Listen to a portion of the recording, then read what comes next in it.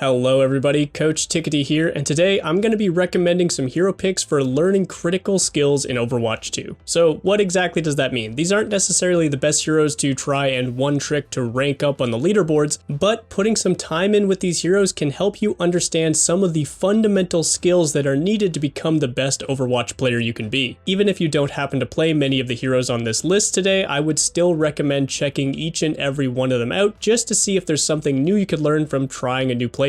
And if you're looking for even more ways to learn and improve your game, you should head over to GameLeap.com. Over on the website, you will find hundreds of guides made by top-level coaches, and these go super in-depth, so whether you're trying to learn just fundamentals if you're new to the game, or you're trying to master your one trick and take them to top 500 this season, there is something over there for you to learn from. So click the link below this video, or just type in GameLeap.com in your browser and get your membership started today. Alright, let's jump right into things with the tank line. One of the harder roles to learn and truly master in a game like Overwatch, and you've only got one of them on your team, so they happen to be pretty important. We're going to start things off simple with REINHARDT. Right off the bat, Rein is one of the best beginner-friendly tanks in the game because he's so safe and simple to play. He's got that high HP pool, tons of armor, and of course his extremely flexible shield. And his game plan couldn't be more simple. Get up close, hit him with the hammer. Despite being so simple, he's got an incredibly impactful kit as well with the high damage numbers he puts out, and has an incredibly high skill ceiling, so you'll always be learning new tricks with REINHARDT to flex in your games. One of the biggest skills you'll be looking to work on with REINHARDT is how to lead a fight from the front line. This encompasses a couple things. One, you need to make sure that you have the awareness to keep up with the teammates behind you. You need to be checking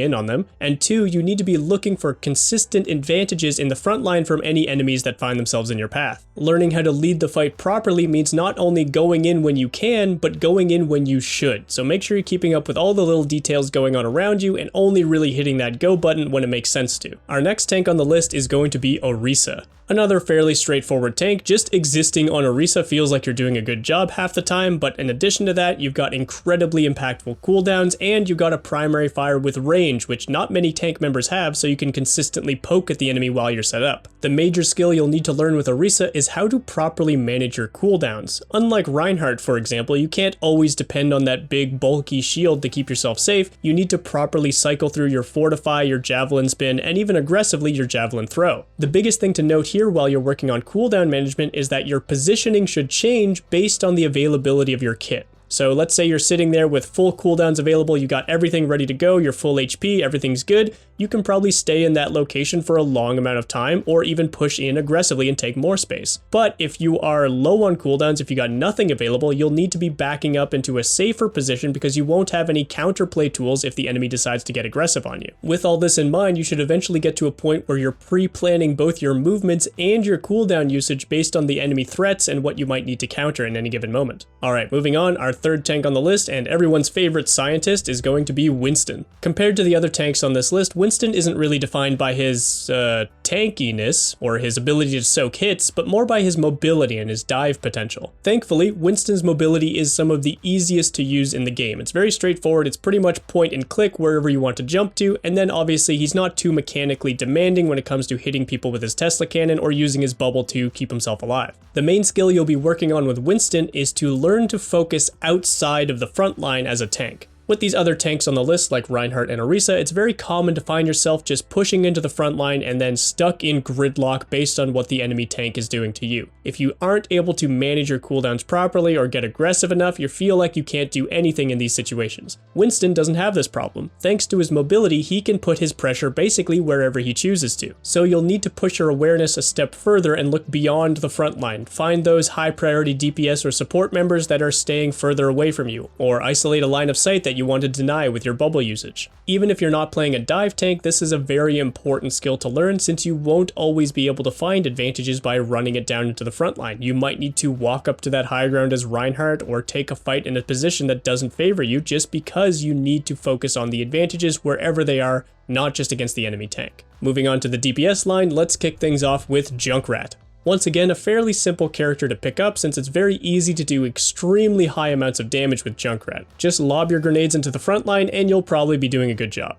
But despite being somewhat simple in his playstyle, there is a ton of skill expression involved for playing Junkrat. You can do some crazy things with this hero, and he can be an incredibly explosive member of your team. But the main skill we're focusing on here as Junkrat is going to be learning how your damage is going to create space for both you and your team. A very simple way to look at this is to imagine you're playing Junkrat into an enemy Reinhardt who's holding up his shield and walking at you aggressively. If you start unloading your clip into his shield, doing a ton of damage and breaking it, he's not going to be able to work as aggressively as he was before, and it'll probably force him to back up and wait for his shield to start regenerating. Once he backs off, then we're free to move more aggressively ourselves and then start doing more damage to either Reinhardt or maybe any of his teammates that might have been using that shield themselves. The important thing to note here is that we're not shooting these grenades with the intention of finding a kill, but to burn through resources, get some new space, and then maybe we can find a kill later on. This is kind of a two-step process that we need to prioritize, because if all we're doing is zoning in trying to find a kill, we might get over aggressive, we might trade 1 for 1, if we even find a kill at all, that is. So while it's very easy to do a lot of damage as Junkrat, try to focus on what that damage is actually getting you. It might not be a kill every time, but if you're getting cooldowns out, if you're breaking shields, that's strong value, and it usually sets up a kill opportunity later on. Our next DPS on the list is going to be Soldier 76. Another fairly straightforward DPS member. He's got very consistent damage. While he doesn't always get the bursty kill opportunities that someone with more damage might, he still finds a very strong amount of value just by constantly unloading into the enemy team. In addition to that, he's also one of the safer DPS you can pick up thanks to the mobility of his sprint and the self-healing from his biotic field. So thanks to that mobility, the skill we're going to be focusing on is the power of positioning for a DPS member. And what we're going to be looking for specifically is the ability to find and get to priority positions that allow us to find the most meaningful damage, which isn't always the highest number on the scoreboard, but is able to force the most cooldowns and find the most kills. In a nutshell, this means find a position that works around the enemy tank so you don't have to shoot at them, you can shoot at some higher priority targets like enemy DPS or supports. Look to find these positions as often as possible and get there quickly, which again should be no problem thanks to Soldier's sprint.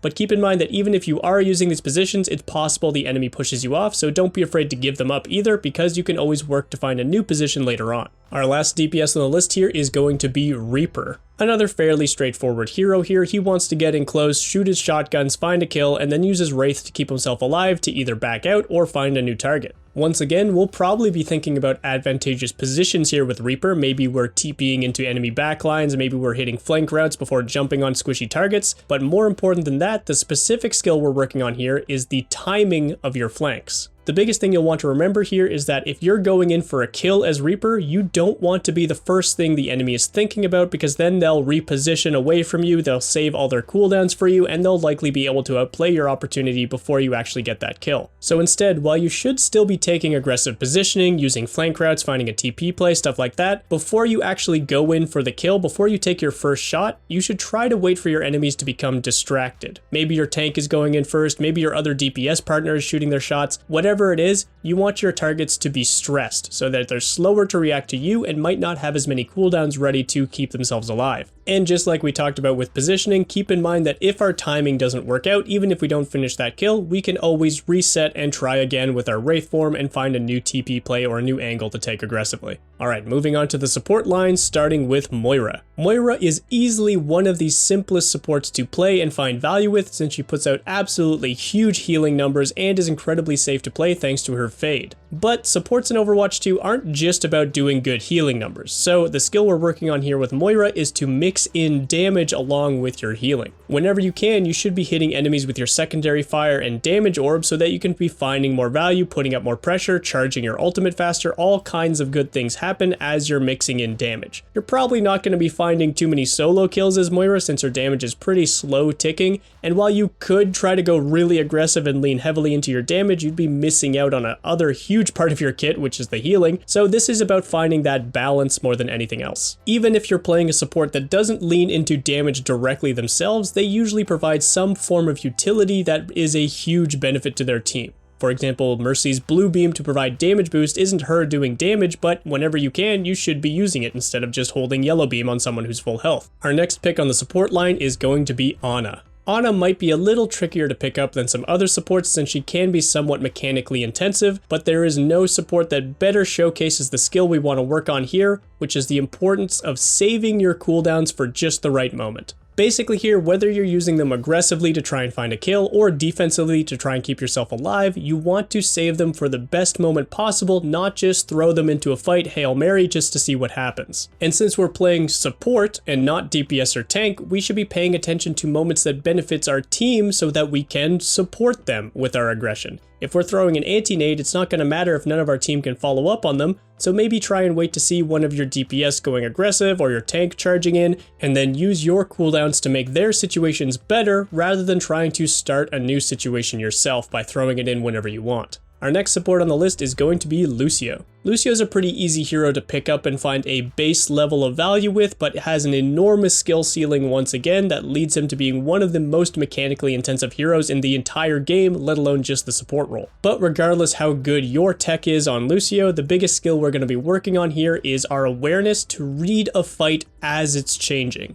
As Lucio, you're always looking for opportunities to either push in aggressively off of an advantage or reel in defensively to stabilize a disadvantage. You can think of this very simply as how you want to use Lucio's two auras. If you want to use amp speed, it's probably because you are using it to get into an aggressive situation off of an advantage as quickly as possible. Or if we need to save amp for a heal boost after we've taken a big hit, that's a disadvantageous situation that we need to focus on stabilizing. Since Lucio doesn't need to be a hyper mechanically demanding hero, you can focus on these things very explicitly by just chilling in the backline with your team and waiting for these advantages to happen one way or the other. So just keep your eyes open and look for these advantages wherever they may be. Look to our team. Is our tank getting aggressive and creating more space? Is our DPS using an ultimate? Maybe we can speed in during these situations. Conversely, on the enemy side, is the enemy tank getting aggressive? Are they using ultimates? Do we need to save our amp for heal just in case we're about to get hit by a truck? You want to be ready for as many of these situations as possible, and that means taking in as much information as you can and being ready to react to anything. And that rounds out my list of top heroes that I think can help you learn the game. But let me know down in the comments who was the first hero you picked up and how did they help you learn Overwatch. It's a very complicated game and people are coming in with so many different perspectives here.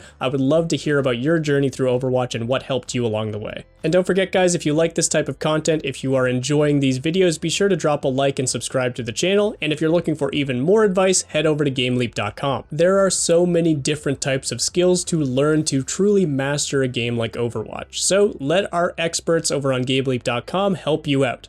Over on the site, you will find our library of hundreds of videos with more being added every single week made by our top level coaches. And these will cover everything from the fundamentals to in-depth, step-by-step hero courses. So click on the link below this video or go to GameLeap.com right now and get your membership started today. And that's going to be it for me today, everyone. Thank you so much for watching. I hope you enjoyed the video and I'll catch you guys in the next one.